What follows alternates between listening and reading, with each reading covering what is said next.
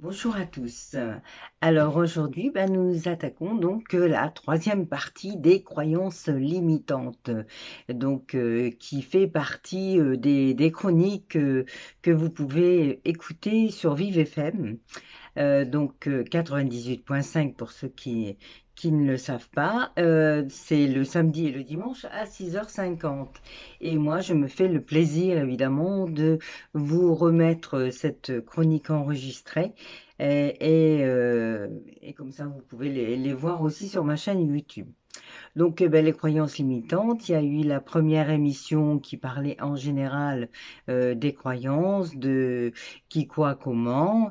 Et donc sur la deuxième, on a vu au travers d'un conte comment les repérer, les diminuer leur pouvoir. Et donc sur cette troisième vidéo, vous allez entendre de quelle manière on va pouvoir les invalider parce que les croyances, évidemment certaines choses qu'on a dans notre tête comme oh je suis pas ceci, je suis pas là, je suis incapable de, je suis trop timide, je suis trop ceci, trop cela. Enfin vous voyez de quoi je veux parler. Donc il y en a certaines qui sont vraies et qui vont vous faire avancer, mais il y en a d'autres qui sont fausses et qui vous empêchent d'avancer. Alors, de quelle manière, évidemment, peut-on faire pour aller de l'avant? Et aller de l'avant, c'est invalider aussi celles qui sont fausses. Et pour ça, il faut aussi les repérer. Donc, vous allez entendre quelques exemples pour mieux comprendre tout ça. Et voilà, comme d'habitude, écoutez, mettez-moi un j'aime si la vidéo vous a plu, mettez-moi des commentaires et cliquez sur la petite sonnette, bien sûr, pour être averti de la suite. Merci à tous de me suivre, à très bientôt. L'effet des possibles avec Christine, notre spécialiste émotionnelle.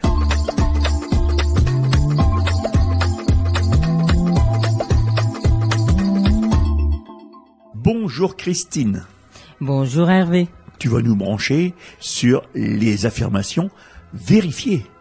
Oui, alors on va vérifier évidemment si les affirmations concernant ces fameuses croyances sont vraies ou fausses. Justement, je vais te le dire, il y a les deux, il faut faire le tri là-dedans. Oui, il faut faire le tri évidemment. Et donc pour cela, il faut trouver des preuves. Parce que c'est pas tout de repérer une croyance, hein. Et il faut savoir si elle est vraie ou non, en tout cas pour soi.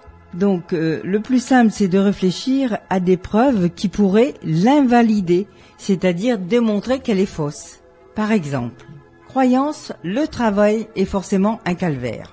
Est-ce qu'il y a des cas où le travail n'est pas un calvaire ? Oui, bien sûr, plein de gens adorent leur travail et y trouvent une source d'épanouissement. Tu vois, de quelle manière on peut aller démonter la croyance que l'on croit là, par exemple, que le travail c'est un calvaire, qu'on y va avec la boule au ventre, les épaules lourdes. Tu vas te dire, la majorité des gens, c'est vrai que ils y vont à reculons parce que justement c'est un calvaire.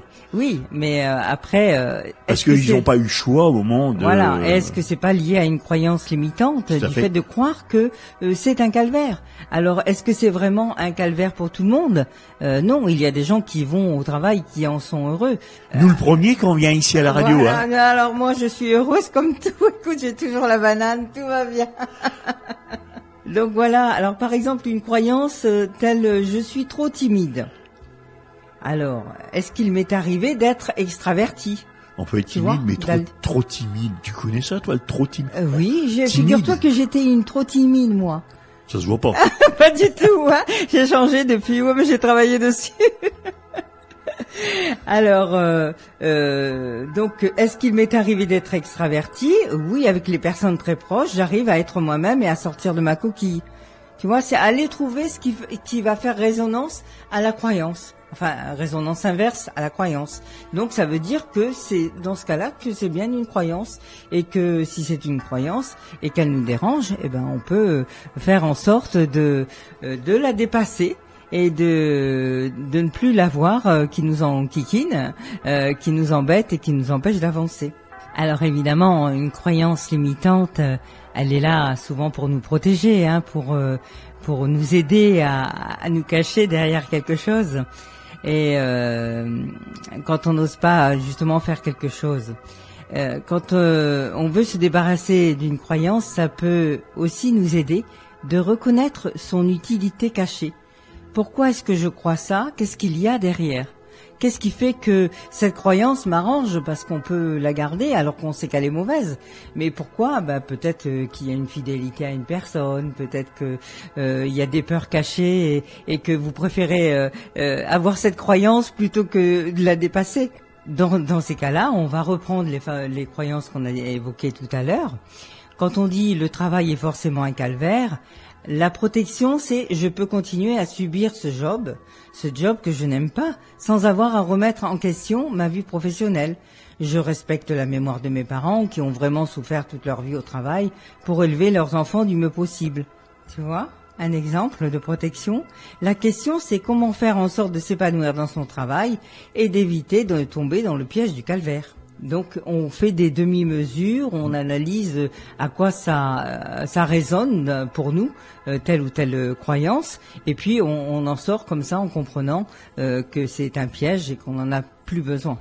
Alors toujours pour trouver la parade, avec la croyance je suis trop timide, la protection c'est je me garde de donner mon avis, de me mettre en avant, ce qui me protège du risque d'être ridicule ou qu'on se moque de moi.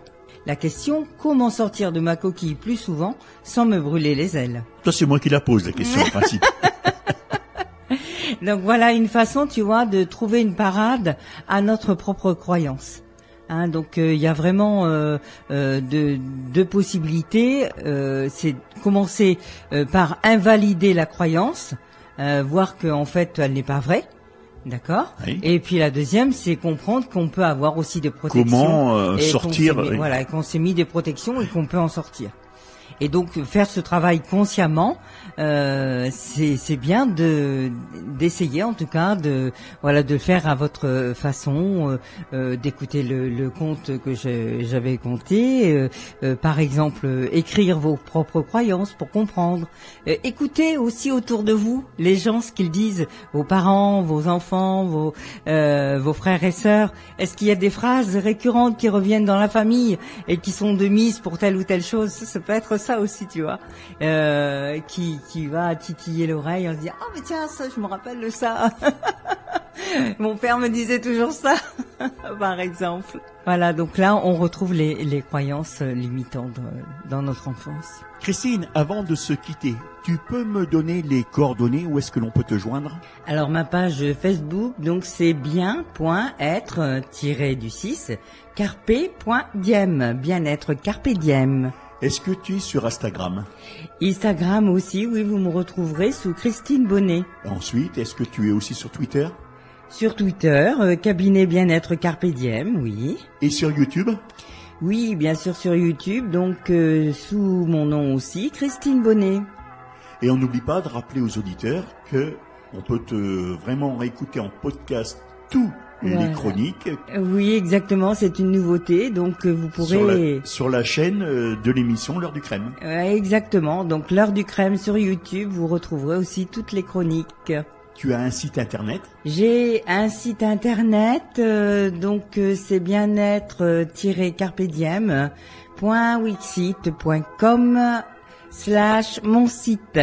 Tu consultes sur Noyon? Oui, bien sûr, au 52 rue de Paris, à Noyon. Bien sûr, pour cela, on prend rendez-vous avec toi par téléphone et tu peux donner ton numéro? 06 79 67 49 51. Christine, dans le moteur de recherche, comment fait-on pour te trouver? C'est tout simple, vous tapez bien-être Carpe Diem, Noyon, ou tout simplement hypnose Noyon. Et bien, sur ces bonnes paroles, Christine, je te souhaite un bon week-end. Merci, bon week-end aussi à tous les auditeurs. Au revoir, à très bientôt.